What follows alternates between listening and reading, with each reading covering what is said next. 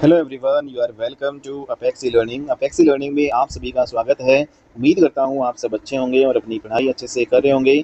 आज की क्लास में हम हिस्ट्री का अपना अगला टॉपिक कवर करेंगे और आज का हमारा टॉपिक होगा गुप्त वंश के बारे में हम डिस्कस करेंगे। ओके, तो आज गुप्त वंश के बारे में हम पूरा पढ़ेंगे। और जैसा कि आप जानते हैं कि पिछली क्लासेस में हमने मौर्योत्तर वंश में जितने भी आपके विदेशी आक्रमण हुए थे उन सभी को हमने डिस्कस किया था। अगर आपने वो क्लास नहीं देखी है तो आप जो हिस्ट्री की प्लेलिस्ट है उसमें जाके सारी हिस्ट्री की 40 क्लासेस अब तक हो चुकी हैं, उन सभी को आप देख सकते हो। ठीक है, और अगर आप किसी भी कंपटीशन एग्जाम की तैयारी कर सकते हो तो ये फास्ट रिवीजन नोट्स के माध्यम से आप यहाँ पे जो पूरे सिलेबस को कवर कर सकते हो।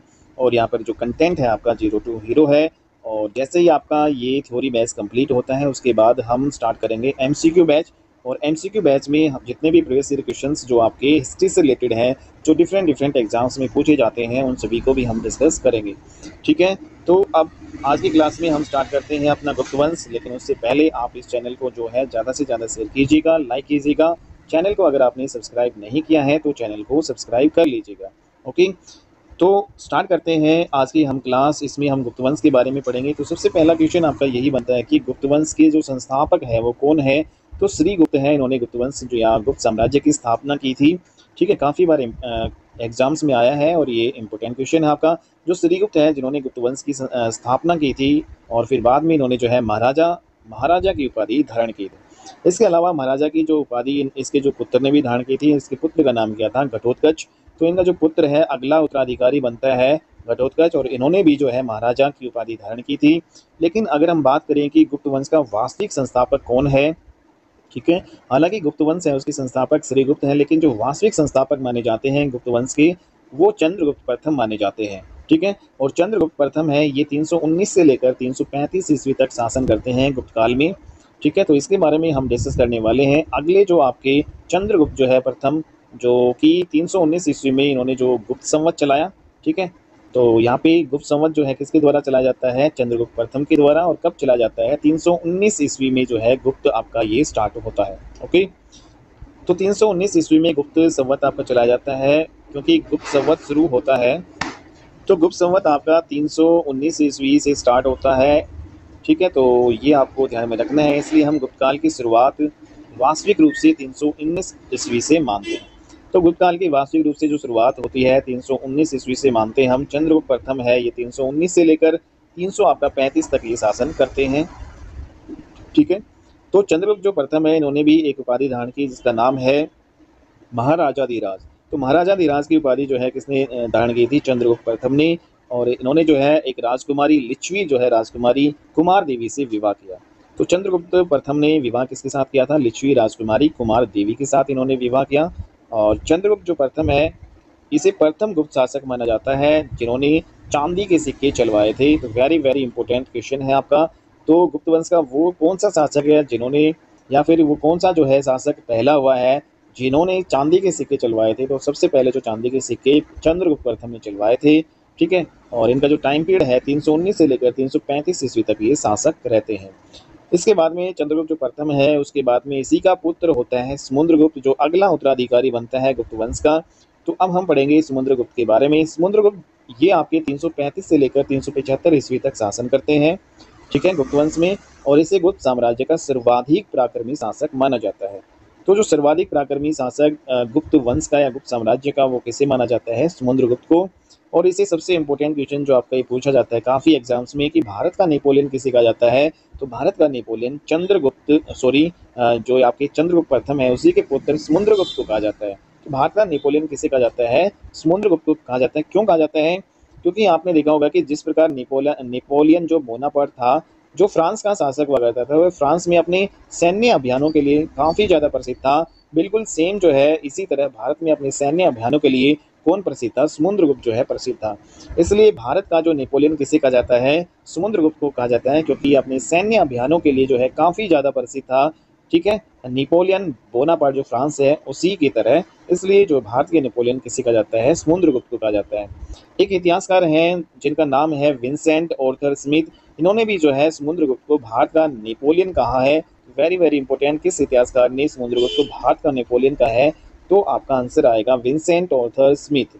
ठीक है, क्यों क्यों कहा जाता है इनको भारत का नेपोलियन? क्योंकि ये अपने सैन्य अभियानों के लिए काफ़ी ज़्यादा प्रसिद्ध थे। नेक्स्ट जो इम्पोर्टेंट, इन्होंने जो अपने सैन्य अभियान जो दक्षिण भारत में किए, दक्षिण भारत में या फिर दक्षिणापथ है हम कह सकते हैं, दक्षिण भारत में इन्होंने जो है 12 शासकों को पराजित किया, जबकि उत्तर भारत या उत्तरापथ है उसमें इन्होंने 9 शासकों को पराजित किया था। कुल मिलाकर इसने पूरे भारत में जो है 21 शासकों को पराजित किया था समुद्रगुप्त ने। ठीक है। एक और इम्पोर्टेंट पॉइंट यहाँ पे अगर हम डिस्कस करें कि जो ईरान का नेपोलियन किसे कहा जाता है, तो ईरान का नेपोलियन कहा जाता है नादिर शाह को। ठीक है। तो ये भी जो अपने सैन्य अभियानों के लिए प्रसिद्ध जो है थे, इसलिए ईरान का नेपोलियन किसे कहा जाता है? नादिर शाह को। ओके। नेक्स्ट इंपॉर्टेंट पॉइंट यहाँ पे हम डिस्कस करें कि जो समुद्रगुप्त है उन्होंने एक उपाधि धारण की थी। ठीक है। इन्होंने विक्रमांक की उपाधि धारण की थी समुद्रगुप्त ने, क्योंकि इन्होंने एक अश्वमेघ यज्ञ करवाया था और अश्वमेघ यज्ञ करवाने के बाद में समुद्रगुप्त ने विक्रमांक की उपाधि धारण की थी। ठीक है। तो यहाँ पे अगर हम बात करें, इंपॉर्टेंट पॉइंट देखने को हमें मिलता है कि भाई जब कोई भी शासक इसका जो घोड़ा है, समुद्रगुप्त का जो घोड़ा पकड़कर इससे युद्ध करने के लिए नहीं आया, तो फिर इसका जो दरबारी तब जो है उसने मतलब ये करवाया। तो इसका जो दरबारी कवि है हरिसेन हुआ करता था, को अपनी विजयों का वर्णन इन्होंने इलाहाबाद स्तंभ लेख में करवाया था। तो ये काफ़ी ज़्यादा इंपॉर्टेंट क्वेश्चन है और काफ़ी ज़्यादा जो एग्जाम्स में रिपीट होता है कि भाई इसका जो दरबारी कवि या दरबारी जो है लेखक कौन था? हरिसेन जो हुआ करता था। इन्होंने जो है समुद्रगुप्त ने अपनी विजयों का जो वर्णन है वो इलाहाबाद स्तंभ लेख में करवाया। ठीक है। प्रयाग प्रशस्ति में इन्होंने अपना वर्णन करवाया था अपनी विजयों का। तो जो प्रयाग प्रशस्ति है, प्रशस्ति को प्रशंसा भी बोल सकते हैं, प्रयाग प्रशस्ति हरिसेन द्वारा लिखी गई है। ठीक है। और इसमें जो है क्या है, इसमें समुद्रगुप्त की विजयों का वर्णन है। ठीक है। तो ये जो रचना है प्रयाग प्रशस्ति, ये किसके द्वारा लिखवाई गई थी? समुद्रगुप्त ने। इसके जो दरबारी कवि था हरिसेन, इसके द्वारा ये लिखवाया गया था। ठीक है। तो प्रयाग प्रशस्ति जो अभिलेख है ये किसने लिखवाया था? ये किसने लिखा था? हरिसेन ने। ठीक है। तो very very important. Next important बात हम यहाँ पे करें, समुद्रगुप्त जो है एक कवि भी था, इसलिए इन्होंने जो है एक उपाधि कविराज की भी धारण की थी। ठीक है। विक्रमांक के अलावा अश्वमेघ यज्ञ करवाया तो इन्होंने उपाधि धारण की विक्रमांक की, लेकिन ये एक जो है काफ़ी जो फेमस पोइट भी हुआ करते थे, इसलिए इन्होंने एक उपाधि धारण की कविराज की। ठीक है। एक कुशल वीणा वादक भी, वीणा भी जो है काफ़ी अच्छी तरीके से बजाते थे। तो समुद्रगुप्त के जो सिक्के हैं उस पर समुद्रगुप्त पर उसे वीणा बजाते हुए दिखाई देता है। ठीक है। तो समुद्रगुप्त है उसके जो सिक्के हैं उस पर समुद्रगुप्त को वीणा बजाते हुए दिखाया जाता है। ठीक है। तो उससे भी हमें ये जानकारी मिलती है कि भाई जो समुद्रगुप्त है वो आपका वीणा वादक था। ठीक है। एक कवि भी आपका ये था। ठीक है। तो समुद्रगुप्त इन्होंने बौद्ध धर्म को संरक्षण भी दिया था। तो वेरी वेरी इंपॉर्टेंट है, बौद्ध धर्म को संरक्षण दिया था। और इसके दरबार में एक बौद्ध भिक्षुक भी रहते थे जिसका नाम था वसुबंधु। तो गुप्त काल में नेक्स्ट इंपॉर्टेंट पॉइंट यहाँ पे डिस्कस करें, गुप्त काल में सर्वाधिक विकास हालांकि कौन से धर्म का हुआ है? हिंदू धर्म का हुआ है, लेकिन इसके अलावा बौद्ध धर्म का भी संरक्षण किया था समुद्रगुप्त ने। ठीक है। तो ये आपको ध्यान में रखना है। तो कौन से धर्म का सर्वाधिक विकास हुआ था गुप्त काल में? तो हिंदू धर्म का आपका सर्वाधिक विकास हुआ था। नेक्स्ट इंपॉर्टेंट पॉइंट यहाँ पे बात करें कि जो समुद्रगुप्त है इसके 2 पुत्र होते थे। इसमें जो बड़ा पुत्र है वो रामगुप्त था और छोटा पुत्र उसका नाम था चंद्रगुप्त। और यही जो चंद्रगुप्त बाद में चंद्रगुप्त द्वितीय के नाम से आगे जो है शासक बनेंगे। ठीक है। गुप्त वंश के, और गुप्त वंश के महानतम जो है शासक आपके ये बनते हैं चंद्रगुप्त द्वितीय, जो कि किसके पुत्र हैं? ये समुद्रगुप्त के पुत्र होते हैं। ठीक है। तो समुद्रगुप्त के 2 पुत्र थे, रामगुप्त और चंद्रगुप्त। रामगुप्त जो है वो एक अयोग्य व्यक्ति था, और जो दूसरी ओर आपका जो चंद्रगुप्त है एक बहुत ज़्यादा योग्य, पराक्रमी और काफ़ी साहसी जो है ये आपका व्यक्ति था। तो जो समुद्रगुप्त है कि बाद में इसका जो बेटा है गुप्त साम्राज्य का अगला शासक बनता है। मीन्स समुद्रगुप्त के बाद में गुप्त साम्राज्य का अगला जो शासक इसका बड़ा बेटा रामगुप्त बनता है, जो कि 375 ईस्वी से लेकर 380 ईस्वी तक केवल 5 वर्षों तक जो है ये शासक रहते हैं। समुद्रगुप्त की मृत्यु के बाद गुप्त वंश का अगला शासक कौन बनता है? रामगुप्त। तो अब हम डिस्कस करेंगे अगले जो गुप्त वंश के जो शासक रहते हैं रामगुप्त, जिनका टाइम पीरियड 375 से 380 ईस्वी तक ये शासन रहते हैं 5 वर्ष तक। ठीक है। तो जो रामगुप्त है ये, इसके बारे में हमें जो है कौन से अभिलेख या कौन से उपन्यास या ग्रंथ है जिससे हमें जानकारी मिलती है? तो इसमें जो विशाखादत्त है उसने एक उपन्यास लिखवाया था। इसकी जो एक रचना है देवी चंद्रगुप्तम। तो देवी चंद्रगुप्तम है ये जो उपन्यास है किसके द्वारा लिखवाया, ये किसकी रचना है, किसका उपन्यास है? ये विशाखादत्त का। ठीक है। और मुद्रा राक्षस भी जो है विशाखादत्त की एक रचना है। तो ये भी आपको इंपॉर्टेंट पॉइंट ध्यान में रखना है। भानुगुप्त है, उन्होंने एक अरण्य अभिलेख लिखवाया था। तो भानुगुप्त का अरण्य अभिलेख है और विशाखादत्त का देवी चंद्रगुप्तम, इन दोनों से रामगुप्त के बारे में हमें जानकारी मिलती है। ठीक है। तो जो गुप्त शासक रामगुप्त के बारे में हमें इन दोनों जो है रचनाओं से हमें जानकारी मिलती है। नेक्स्ट इंपॉर्टेंट पॉइंट यहाँ पे जो आपका है, सती प्रथा जो है, भारत में सती प्रथा का उल्लेख सबसे पहले हमें किस अभिलेख में मिलता है? तो सबसे पहले जो एरण अभिलेख में मिलता है, और ये किसके द्वारा लिखवाया गया था? एरण अभिलेख भानुगुप्त के द्वारा लिखवाया गया था। ठीक है, एरण अभिलेख किसका है? भानुगुप्त का। और इसी में ही हमें सबसे पहले भारत में सती प्रथा का उल्लेख मिलता है। मीन्स जो पहली स्त्री जो सती हुई थी पूरे भारत में सबसे पहली, वो हमें एरण अभिलेख में जो है इसका जिक्र मिलता है। तो एरण अभिलेख से हमें जानकारी मिलती है कि सती प्रथा गुप्त काल में रामगुप्त के ही शासनकाल में शुरू हुई थी। तो यहाँ पे जो सती प्रथा है वो कब स्टार्ट हुई थी, किसके शासनकाल में शुरू हुई थी? तो ये गुप्त काल में स्टार्ट हुई थी, और रामगुप्त जो आपके शासक थे, ठीक है, उसके शासनकाल में ये स्टार्ट हुई थी। रामगुप्त का एक सेनापति हुआ करता था गोपराज, और यही गोपराज एक बार युद्ध में लड़ते मारा गया था। और जब गोपराज का अंतिम संस्कार किया जा रहा था, तो इसी की पत्नी ने दुखी होकर अपने पति की चिता में छलांग लगा दी थी।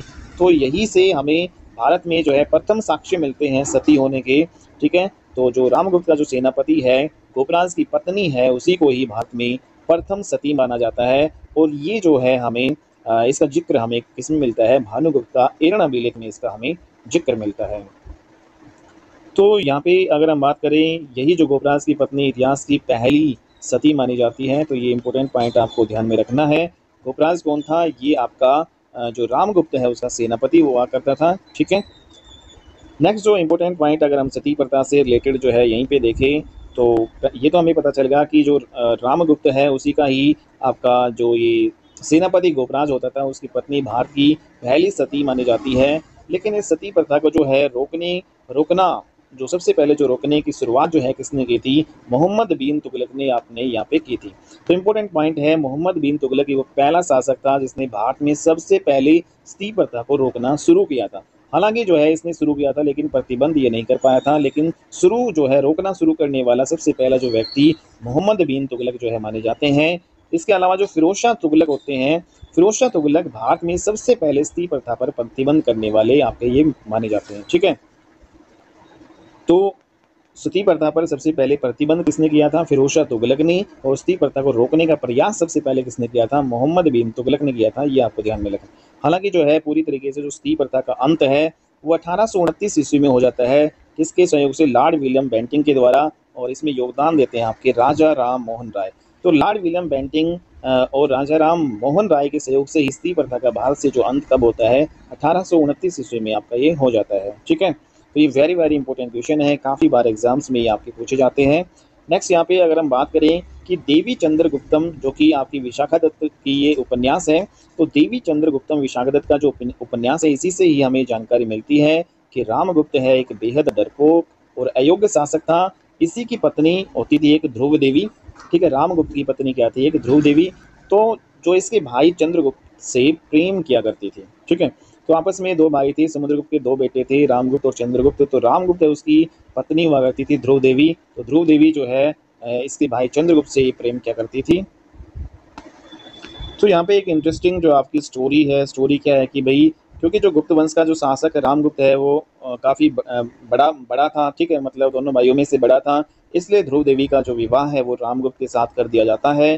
ठीक है, तो एक बार क्या होता है कि जो शक होते हैं, शकों का आक्रमण जो है गुप्त साम्राज्य पे होता है एक बार। तो शकों ने रामगुप्त पर आक्रमण करके उसकी पत्नी ध्रुव देवी की मांग की।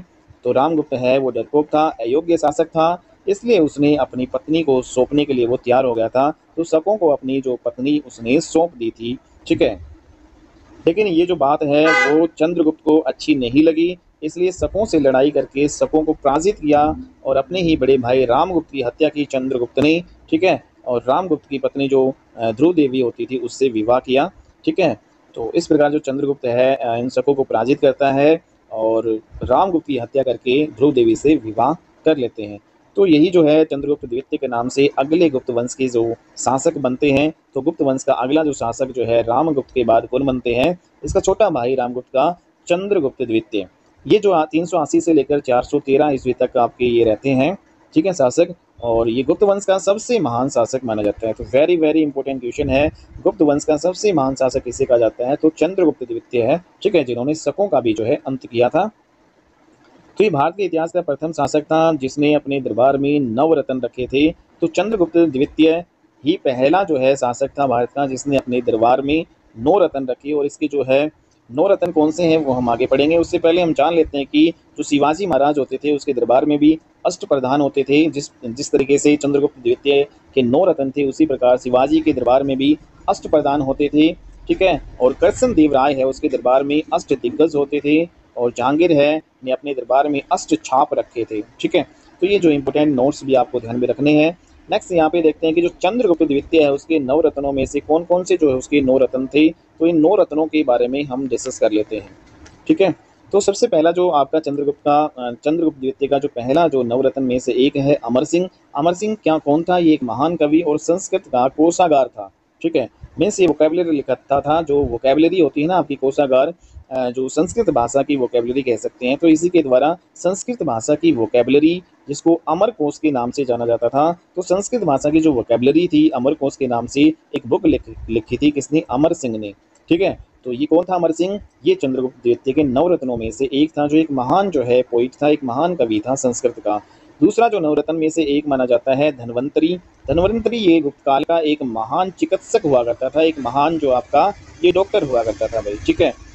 तो धन्वंतरी है गुप्त काल से आपके रिलेटेड है। और चंद्रगुप्त द्वितीय के नवरत्नों में से आपके ये एक माने जाते हैं। ठीक है।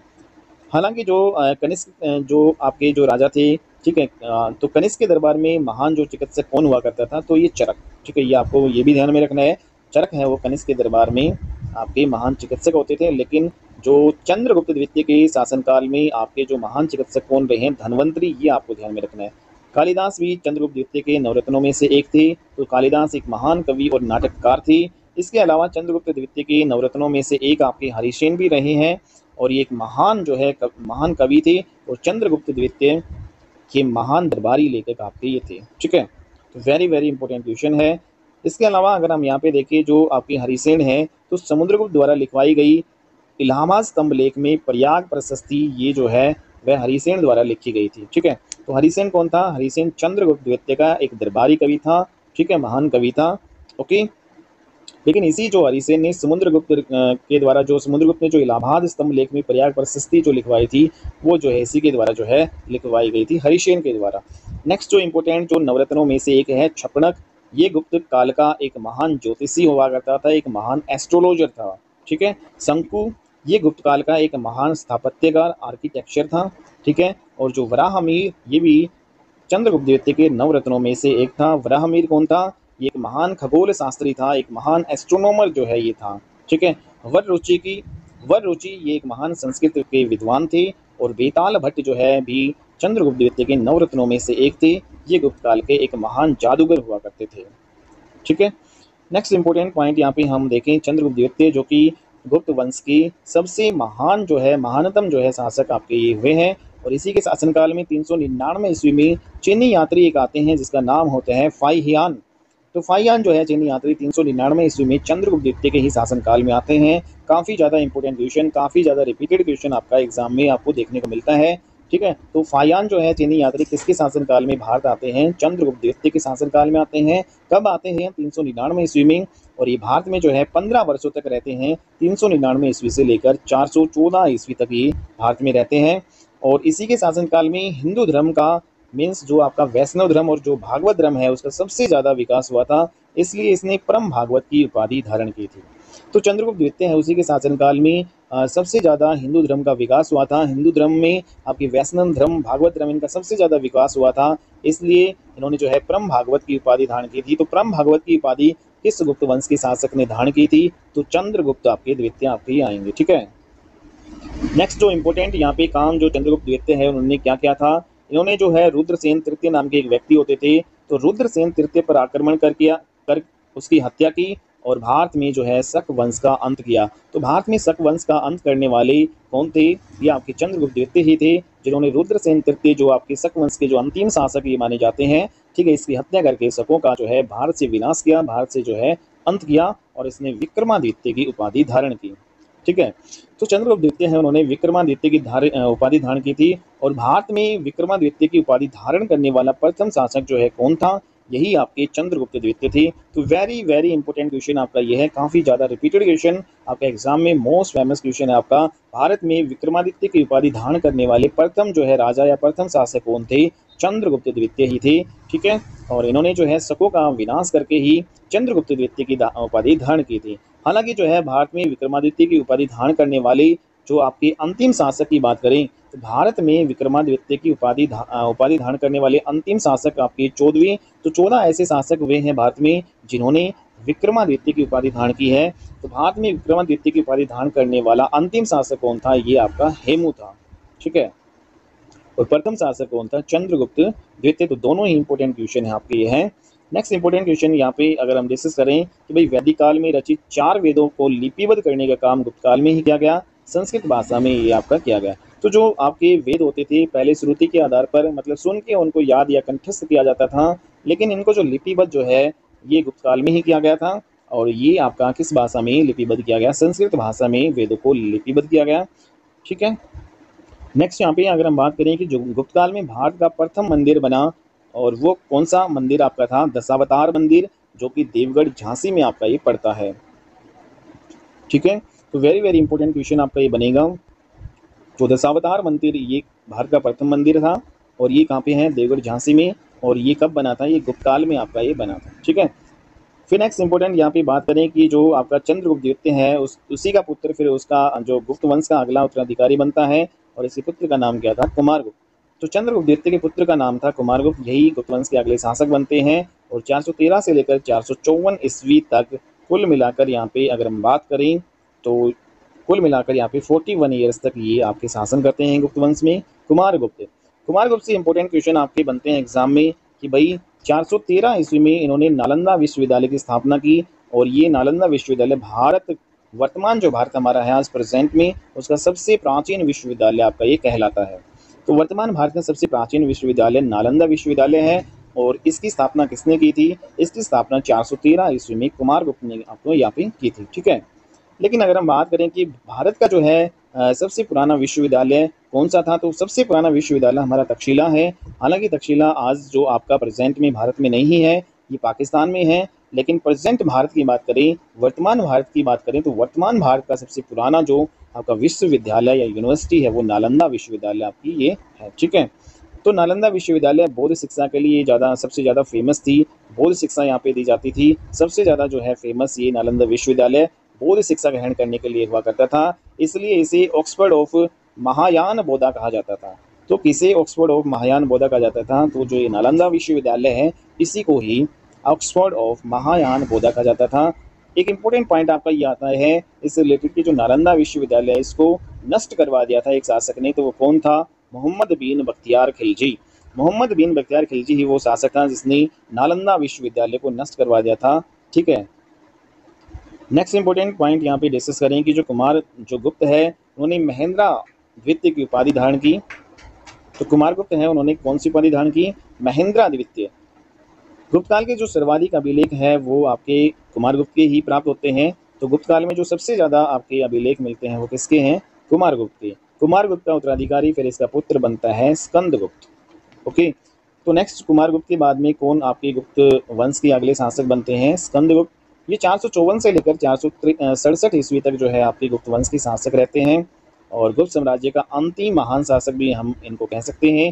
हालांकि गुप्त साम्राज्य का सबसे महान जो शासक है वो चंद्रगुप्त द्वितीय रहे हैं और अंतिम महान शासक की बात करें तो ये आपके स्कंदगुप्त। ठीक है, स्कंदगुप्त के द्वारा गुजरात के गिरनार पर्वत में जो सुदर्शन झील है उसका दूसरी बार मरम्मत इन्होंने करवाया था और इसका उल्लेख हमें किसमें मिलता है? जूनागढ़ अभिलेख में। तो किस अभिलेख में हमें ये उल्लेख मिलता है कि स्कंदगुप्त ने सुदर्शन झील का दूसरी बार निर्माण करवाया था?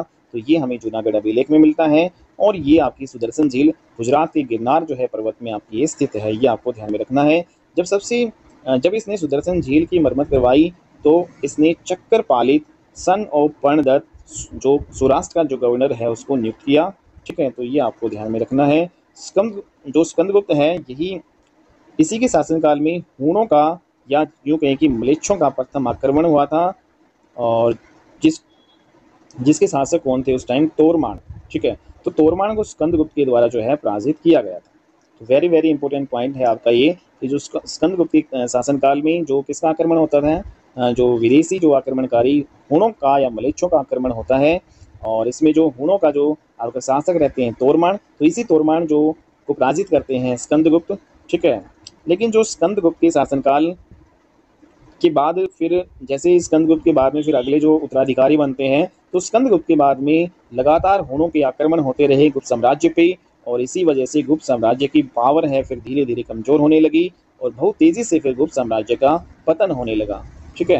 तो यहाँ पे अगर हम अंतिम जो है साम्राज्य अंतिम जो गुप्त साम्राज्य का जो अंतिम शासक की बात करें, गुप्त साम्राज्य का अंतिम शासक कौन था? विष्णुगुप्त, या फिर यूँ कहें कुमार गुप्त तृतीय के नाम से ये आपके जाने जाते हैं, ठीक है। तो स्कंदगुप्त के बाद में आपका गुप्त साम्राज्य धीरे धीरे जो है ताश के पत्तों की तरह ढह जाता है पूरा। और फिर अंतिम जो गुप्त साम्राज्य के शासक कौन रहते हैं? विष्णुगुप्त, जिसको कुमार जो है गुप्त तृतीय के नाम से भी जाना जाता है। अगला जो है हम यहाँ पे पढ़ेंगे पोस्ट गुप्त पीरियड मीन्स गुप्तोत्तर काल। गुप्तोत्तर काल में हम यहाँ पे डिस्कस करेंगे भाई गुप्त जो काल आपका जिसका पतन हुआ था, ठीक है, धीरे धीरे गुप्त काल है काफ़ी कमज़ोर पड़ गया। तो सबसे जो लास्ट टाइम था गुप्तों का, तो उसी गुप्त साम्राज्य का पतन होने के बाद उत्तर भारत में एक और राजवंश का उदय हुआ जिसे हम पुष्यभूति वंश कहते हैं। तो गुप्तों के पतन के बाद में उत्तर भारत में कौन से राजवंश का उदय होता है? पुष्यभूति वंश का उदय होता है। और इसी पुष्यभूति वंश में एक महान राजा आपके होते हैं हर्षवर्धन, ठीक है। और ये आपके 606 से लेकर 647 ईस्वी तक शासक रहते हैं, ठीक है।